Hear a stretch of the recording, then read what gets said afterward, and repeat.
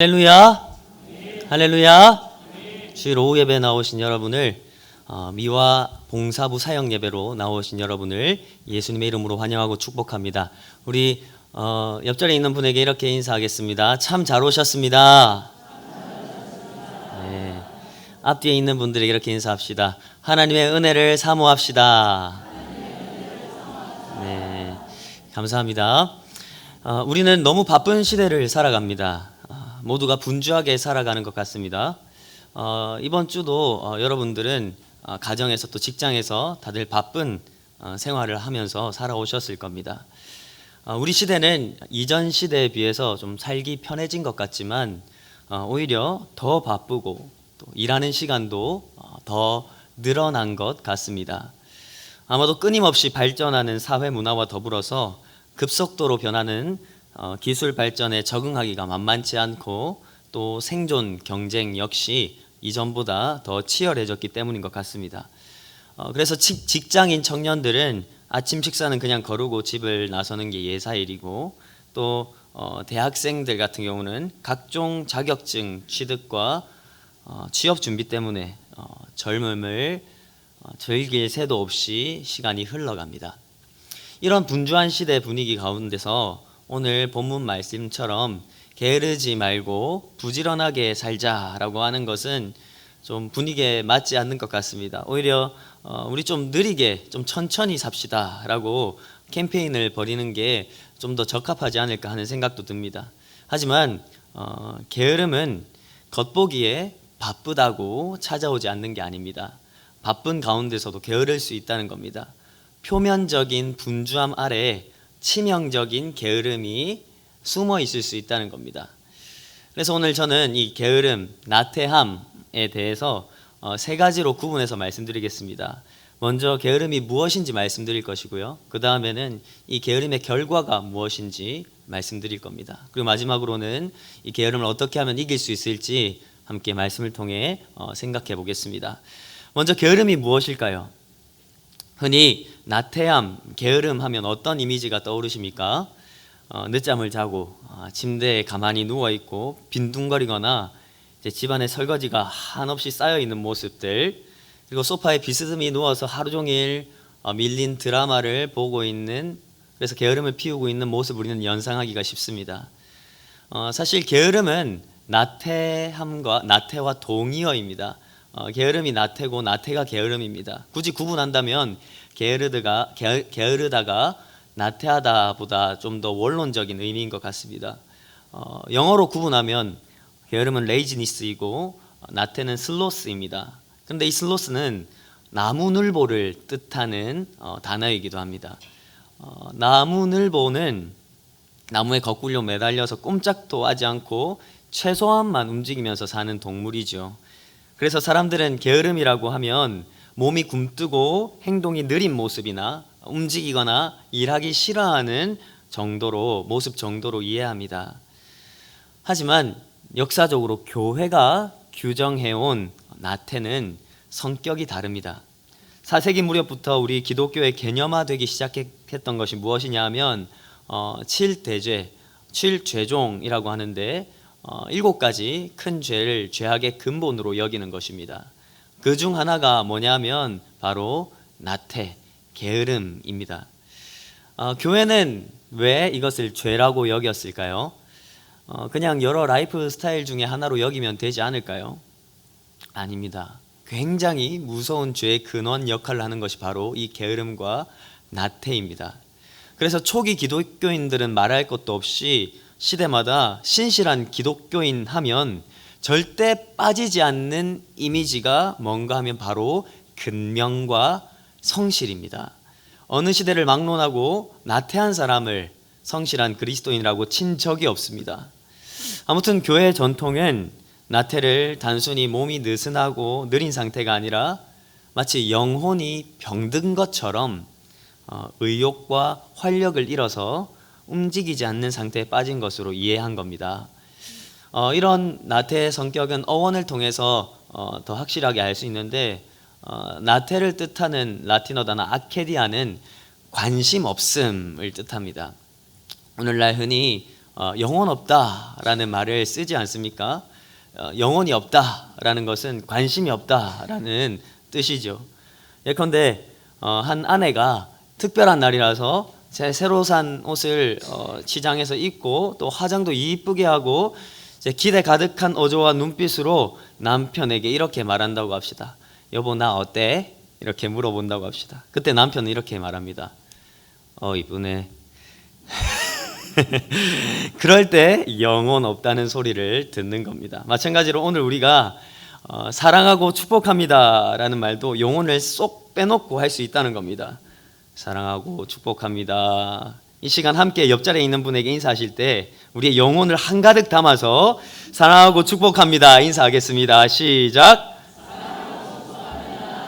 영혼이 가득 담긴 것 같습니다. 네, 영혼 있는 교회 제3영도교회. 네, 아무튼 나태는 관심이 없는 상태이고 의욕이 없어서 무기력해지고 어떤 일에도 감정이 동하지 않아서 아무것도 행하지 않으려고 하는 마음의 상태를 가리킵니다.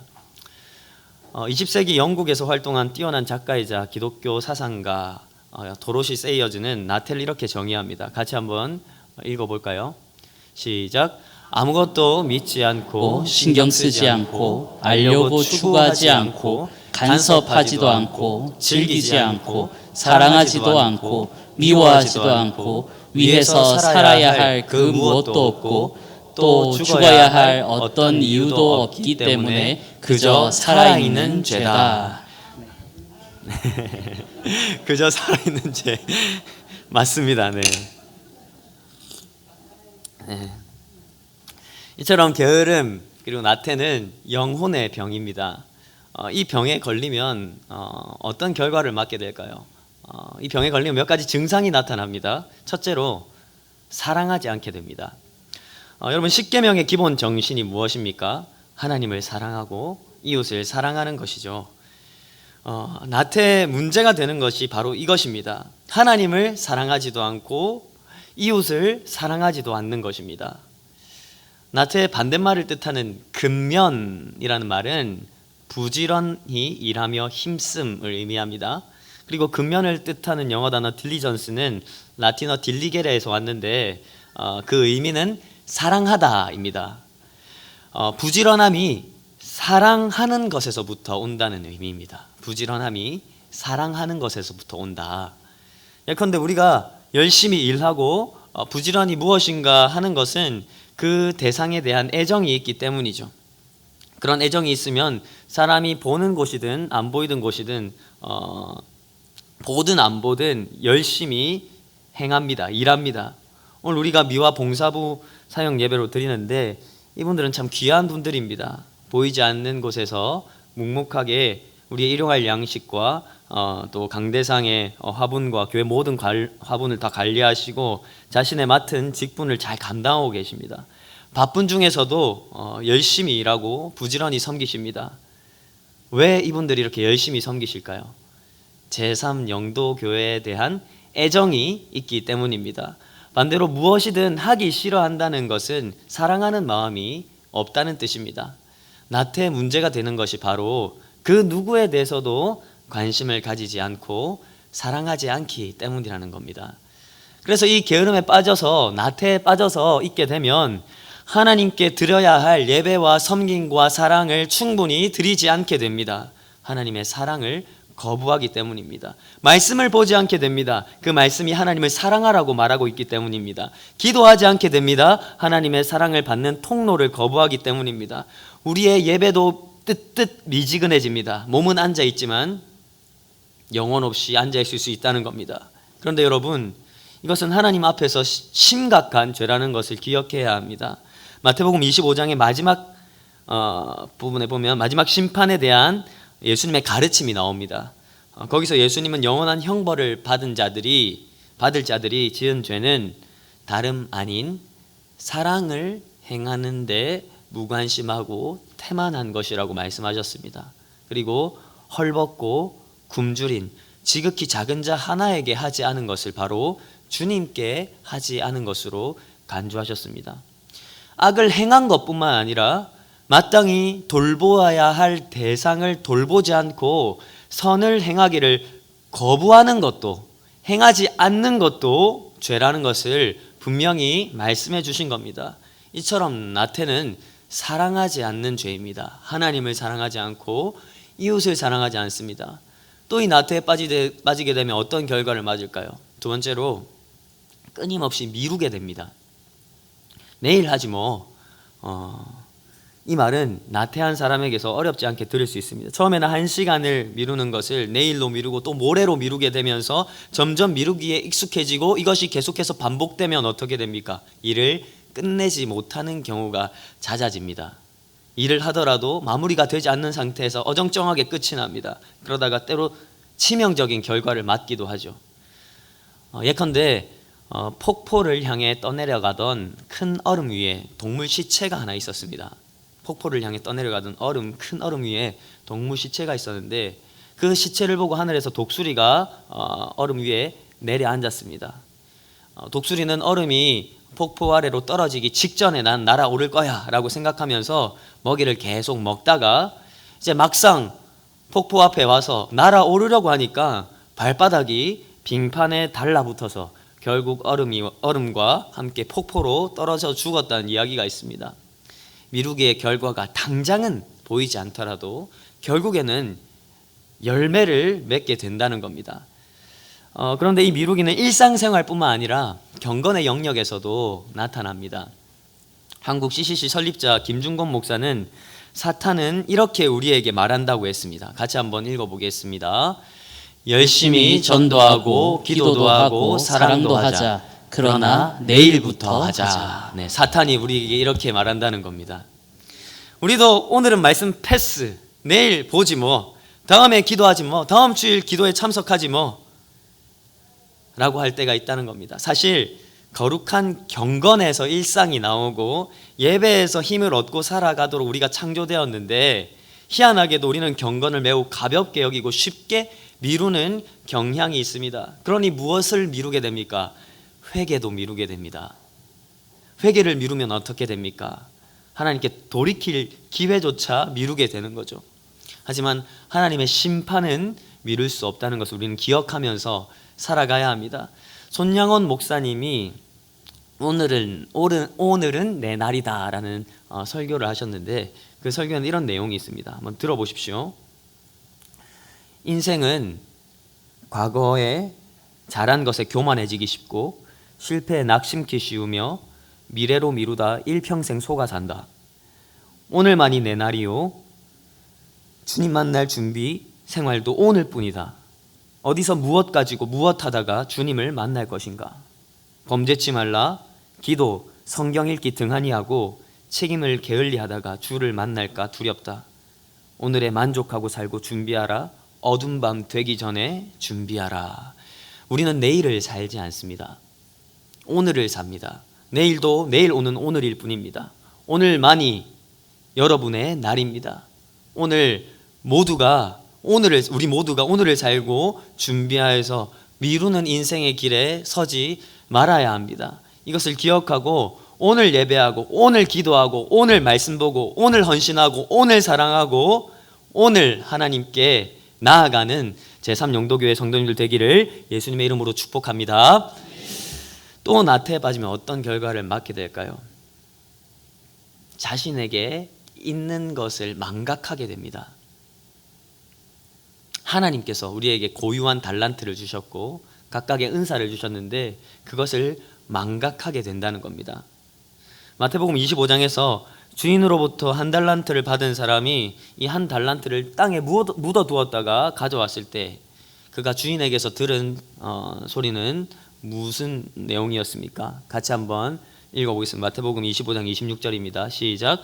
그 주인이 대답하여 이르되 악하고 게으른 종아. 아멘. 악하고 게으른 종아. 사실 그는 한 달란트를 묻었다가 한 달란트 그대로 가져왔습니다. 본전을 떼먹거나 날려버리지도 않았습니다. 그래서 게으른 것은 알겠는데 왜 악하다고 했을까요? 그가 악한 이유는 하나님의 선하심을 인정하지 않았기 때문입니다. 그에게 꼭 맞는 은사, 꼭 맞는 달란트를 주셨지만 왜 나에게는 한 달란트만 주셨는가 하면서 원망하고 하나님을 불공평한 분으로 인식했습니다. 자기에게 주어진 현실을 선물로 받지 않습니다. 그래서 결국 주어진 소명을 이루지 못했습니다. 그는 선하신 하나님께서 자신에게 주신 선물로 미래를 준비하지 않았습니다. 물론 미래를 아는 사람은 아무도 없습니다. 우리는 다만 오늘 최선을 다하고 그 나머지는 하나님께 맡기면 되는 겁니다. 환경을 탓하거나 다른 사람을 원망할 필요가 없습니다. 내게 주어진 기회, 내게 주어진 능력, 내게 주어진 현실 이대로가 하나님의 선물입니다. 그래서 우리에게 주어진 한계 내에서 우리는 최선을 다해야 됩니다. 그것이 부지런함입니다. 자기 연민에 빠지지 말고 감사하면서 최선을 다할 때 그때 새로운 길이 열리는 겁니다. 구약 성경 룻기 2장을 보면 보아스가 자기 사환에게 룻이 누구인지 묻자 제 사환이 룻을 소개하는 장면이 나오는데 그는 룻이 아침부터 부지런히 이삭을 줍는 여인이라고 말합니다. 아침부터 부지런히 이삭을 줍는 여인.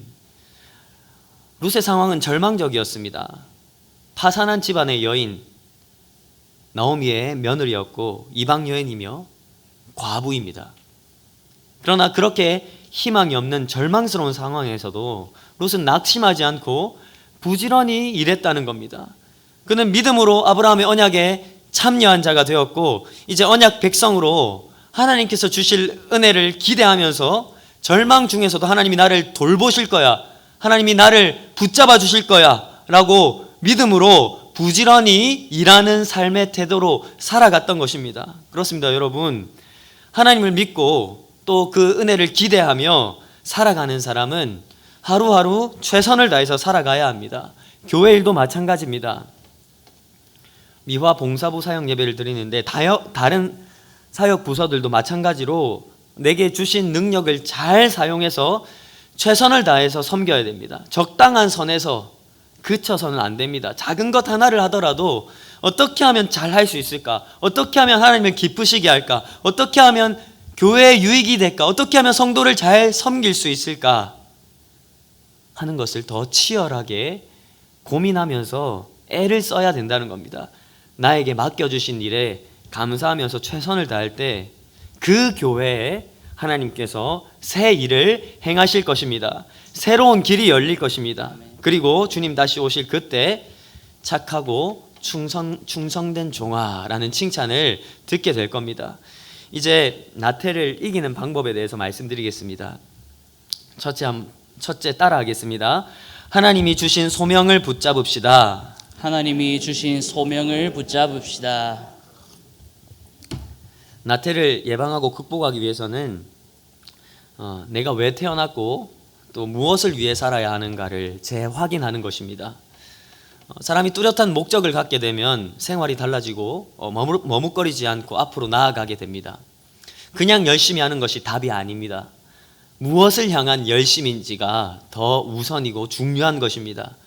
예컨대 일 중독도 나태한 형태입니다. 개인의 승진이나 포상에 집중해서 일을 자기 중심적으로 사용하기 때문입니다. 그런데 하나님 나라에서의 이 일은, 노동은 자아를 드러내는 도구가 아니라 다른 사람을 섬기고 돕는 수단입니다. 소명은 다른 사람의 필요를 채우는데 몰두하는 사랑이라는 겁니다. 그러나 일 중독자는 이웃보다 자신의 우월함을 증명하거나 이웃보다 더 많이 소유하도록 녹초가 되도록 일합니다. 이런 사람은 인생을 낭비하면서 자기 소명을 갉아먹는 사람만큼 나태한 사람입니다. 직업에 충실하겠다는 핑계로 영원한 생명을 구하고 찾고 두드리는 일을 소홀하게 했기 때문입니다. 방향이 잘못되면 이처럼 헛수고를 하게 됩니다. 그렇다면 우리 인생의 방향은, 그리고 목적은 무엇일까요? 웨스트민스터 소유문답 1문 1답은 사람의 제일 되는 목적에 대해서 이렇게 말합니다. 하나님을 영화롭게 하고 그분을 영원토록 즐거워하는 것. 하나님을 영화롭게 하는 것과 그분을 즐거워하는 것은 하나입니다. 따로 떨어져 있는 것이 아닙니다. 이 둘은 한 가지입니다. 하나님께 영광을 돌리는 것을 제일 기뻐하는 것, 하나님께 예배하는 것을 제일 기뻐하는 것, 하나님께 찬양할 때 제일 기뻐하는 것, 하나님께 기도할 때 제일 즐거운 것, 기뻐하는 것이 우리의 삶의 목적이라는 겁니다. 골로새서 1장 16절 말씀을 같이 한번 읽겠습니다. 만물이 그에게서 창조되되 하늘과 땅에서 보이는 것들과 보이지 않는 것들과 혹은 왕권들이나 주권들이나 통치자들이나 권세들이나 만물이 다 그로 말미암고 그를 위하여 창조되었고. 아멘. 바울은 또한 고린도전서 6장 19절 20절에서 너희 몸은 너희 자신의 것이 아니라 값으로 산 것이 되었으니 너희 몸으로 하나님께 영광을 돌리라 라고 말씀합니다.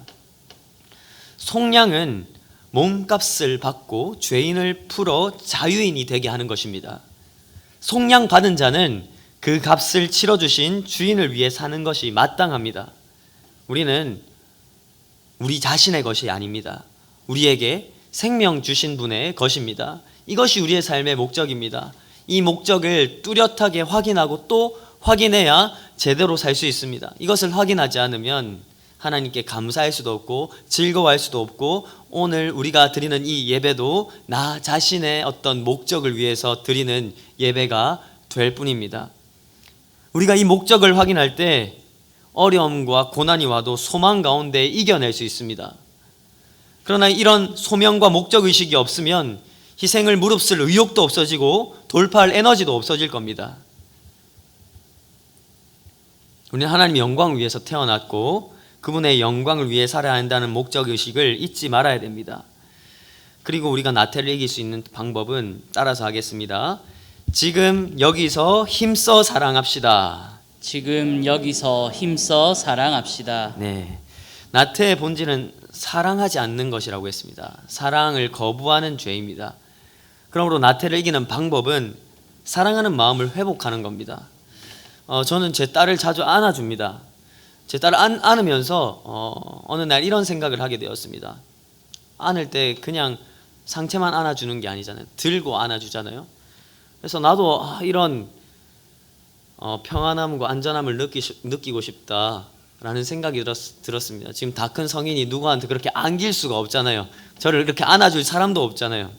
그냥 안는 것 말고 폭 안겨서, 아니 온몸을 맡겨서 안기는 것을 한번 생각해 보았습니다.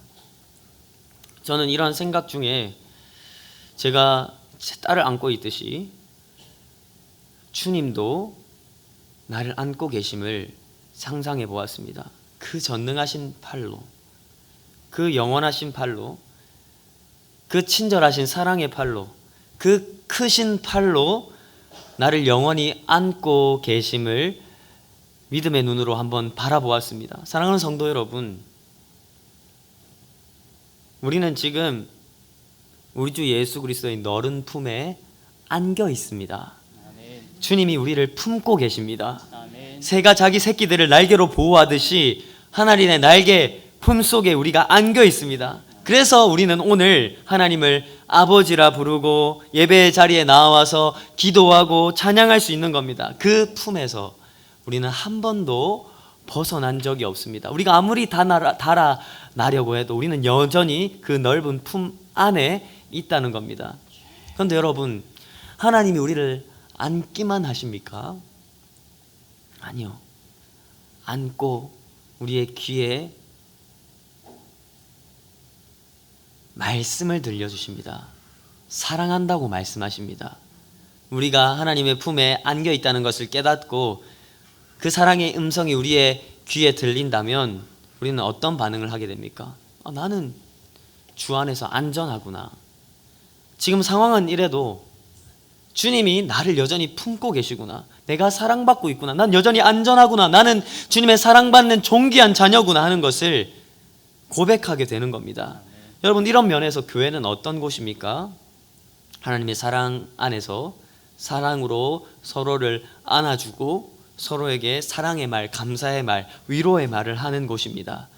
나태의 특징이 바로 사랑하지 않는 것이라고 했죠. 그래서 나태함이 교회 안에서 성도들 간의 대화에 들어오면 어떻게 될까요? 서로에 대해서 생각 없이 말하게 됩니다. 내 의식의 흐름대로, 내 감정대로 이야기하게 됩니다. 그 사람이 어떻게 생각할지, 어떤 상황일지 고려하지 않습니다. 왜 그렇습니까? 사랑이 없기 때문입니다. 사랑한다면 쉽게 말하지 않습니다. 교회 안에서 정말 작은 일에도 수고했다, 고생했다, 애썼다 격려하고 칭찬해야 됩니다. 잘했을 때뿐만 아니라 못했을 때도 괜찮다라고 격려해 주어야 합니다. 그러면서 교회 안에서 성도는 안정감을 느낍니다. 이 공동체는 내 있는 모습 그대로를 받아주는구나. 내가 실수해도 용서해 주는구나. 나는 여전히 이곳에서 안전하구나. 우리는 가족이구나. 사랑받고 있구나. 그렇게 함께 예수 안에서 자라가게 되는 겁니다. 사실 교회 안에서 사역들을 감당할 때 말 때문에 일을 시작하기도 전에 그치는 경우가 있습니다. 실제로 교회들마다 성도들의 말의 상처를 받고 다른 교회로 옮기는 성도들도 적지 않습니다. 이런 일들이 우리 교회에서는 일어나지 않기를 바랍니다. 우리 교회는 조금 부족하더라도 인정해주고 작은 일을 했더라도 칭찬하고 세워주는 공동체, 위로와 격려와 사랑과 칭찬의 말에 인색하지 않은 공동체가 되기를 예수님의 이름으로 축복합니다. 아멘. 사실 우리는 교회 다니면서 사랑해야 한다 라는 말을 참 많이 들었습니다. 오늘도 들었죠. 그런데 어렵습니다. 우리 마음에는 저항감이 있습니다. 왜냐하면 우리 마음에는 나만 사랑하는 마음이 있기 때문입니다. 나태도 사랑하지 않는 죄라고 했는데 사실 자기 삶을 자기 마음대로 통제하고 싶은, 자기 삶을 잘못 사랑하는 그 욕구가 반영된 죄가 바로 나태입니다. 타락한 인생, 타락한 인간의 최대 관심사는 바로 자기 자신입니다. 그런데 여러분, 이렇게 자기 자신밖에 모르는 우리를 위해 모든 것을 포기하고 이 땅에 내려오신 분이 계십니다. 그분이 예수 그리스도십니다. 그분은 누구보다 성실하고 근면하게 사셨습니다. 그분의 삶을 보십시오. 그분은 가난한 목수의 아들로 태어나서 하루 벌어 하루 사는 삶을 사셨습니다. 일하지 않으면 먹고 살지 못하는 빠듯한 삶을 사셨습니다. 그러나 그분은 열악한 환경을 탓하지 않으셨습니다. 최선을 다해 사셨고 감사하면서 사셨습니다. 그분은 나태하지 않으셨습니다. 부지런하셨습니다. 오죽하면 이렇게 말씀하십니다. 마태복음 8장 20절, 예수께서 이르시되 여우도 굴이 있고 공중의 새도 거처가 있으되 인자는 머리 둘 곳이 없다 하시더라. 그런데 그분이 왜 그렇게 열심히 사셨습니까? 하나님이신 그분은 자신의 능력을 사용해서 편하게 살 수도 있었을 겁니다. 아니, 하늘의 영원하고 행복한 보좌에서 안 내려오셔도 되셨을 겁니다. 그런데 그분은 우리가 겪는 모든 상처와 아픔과 말로 인한 고통과 육신의 고통과 모든 굶주림과 인생의 애환들을 이 땅에 내려오셔서 친히 다 겪으셨습니다. 여러분, 세상의 신들은 그렇지 않습니다. 세상 신은 저 위에서 땅에 있는 사람들 보고 올라와 봐라 라고 하는 신입니다. 그저 자기 백성을 이용해 먹고 돈을 갖다 바치라고, 정성을 쏟고 공로를 쌓으라고, 그래야 만나주겠다고, 그래야 소원을 이루어주겠다고 말하는 존재입니다. 그런데 그분은, 우리 주 예수 그리스도께서는 하늘 보좌를 버리고 내려오셨습니다. 사람들에게 이용당하셨습니다. 그분이 자기 백성을 위해 정성을 쏟으셨습니다. 공로를 쌓으셨습니다. 그리고 그렇게 감사함으로, 성실함으로, 근면함으로 사명을 품고 소망을 가지고 사랑의 말을 하고 살아오신 대가가 무엇이었습니까? 저주의 상징 십자가였습니다. 그분은 그 참혹한 십자가를 안으셨습니다. 왜 이런 일을 행하셨습니까? 우리를 안으시기 위해서요. 우리가 이뻐서요? 우리가 사랑스러워서요? 아닙니다. 그분은 우리가 죄인일 때, 우리가 부지런히 하나님을 반역할 때, 부지런히 죄를 지을 때, 부지런히 하나님을 거역할 때, 다시 말해 하나님을 예배하지도 않고 교만하고 시기하고 분노하며 거짓과 탐욕과 정욕에 빠져 있을 때, 나태하여 아무도 사랑하지 않을 그때 우리를 안으시기 위해서 십자가에서 죽으셨습니다. 로마서 5장 8절 말씀 같이 읽겠습니다. 우리가 아직 죄인 되었을 때에 그리스도께서 우리를 위하여 죽으심으로 하나님께서 우리에 대한 자기의 사랑을 확증하셨느니라. 아멘. 그렇게 주님은 우리를 안으셨습니다. 베드로전서 3장 18절 말씀 이렇게 말씀합니다. 그리스도께서도 단번에 죄를 위하여 죽으사 의인으로서 불의한 자를 대신하셨으니 이는 우리를 하나님 앞으로 인도하려 하심이라. 육체로는 죽임을 당하시고 영으로는 살리심을 받으셨으니. 사랑하는 성도 여러분, 지금 우리는 그분의 팔에 안겨 있음을 믿으시기를 바랍니다. 그 품에 더 폭 안기기를 사모하시기를 바랍니다. 그 안에서 안전함과 그 안에서 평안함을 누리시기를 바랍니다. 그분이 우리를 위해 하신 일을 보면 우리는 나태함에서 벗어날 수 있습니다. 삶을 사랑하게 될 겁니다. 하나님께서 주신 것들을 감사하면서 최선을 다해 살아가게 될 겁니다. 우리의 목적을 알고 소명대로 살아갈 수 있게 될 것입니다. 그 가운데 어려움이 와도 고난이 와도 소망을 주시는 분, 여전히 우리를 안고 계시는 분, 그분을 의지하며 앞으로 나아갈 수 있게 될 겁니다. 그리고 지금 여기서 사랑할 수 있게 될 것입니다. 왜 그렇습니까? 오늘 지금 여기서 주님이 우리를 부지런히 사랑하고 계시기 때문입니다. 예수 그리스도께로 오시기 바랍니다. 그분이 우리를 여전히 안고 계시는 것을, 그리고 우리를 안으시기 위해서 어떤 일을 행하셨는지를 생각하고 확인하시기 바랍니다. 그래서 제3영도교회가 부지런하여 게으르지 말고 열심을 품고 주를 섬기는 행복한 교회가 되기를 예수님의 이름으로 축복합니다. 아멘.